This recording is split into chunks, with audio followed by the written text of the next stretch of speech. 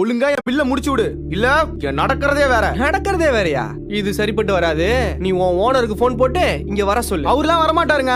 இவ்வளவு நேரம் என்ன நிக்க வச்சீங்கல்ல, ஒழுங்கா பில்லுக்கான காசு எடுத்து கொடுங்க. நான் சொல்றது உனக்கு புரியுதா இல்லையா? என்ன பிரச்சனை? வசூல் வாங்க வந்தாரு தம்பி, ஒரு நிமிஷம் கூட வெயிட் பண்ண மாட்டாராம். என்னப்பா தம்பி இதெல்லாம்? உன் வேலையே அதானே, நின்னு காசு வாங்கிட்டு போறதுக்கு தானே உனக்கு சம்பளம் கொடுக்குறாங்க. கலெக்ஷன் வாங்கிட்டு போறதுக்கு தான் எனக்கு சம்பளம் கொடுக்குறாங்க. உங்க கடையில வந்து கால் கடுக்க நின்னுட்டு போறதுக்கு எனக்கு சம்பளம் கொடுக்கல. என்ன மாமா இது? சின்ன பையனை பார்த்தா இப்படி பேசுறான். சில பேருக்கு சொன்னா புரியாது. நீ என்ன பண்ற, உள்ள போயிட்டு அந்த பேட்டரி போட்டு எடுத்துட்டு வா. போ.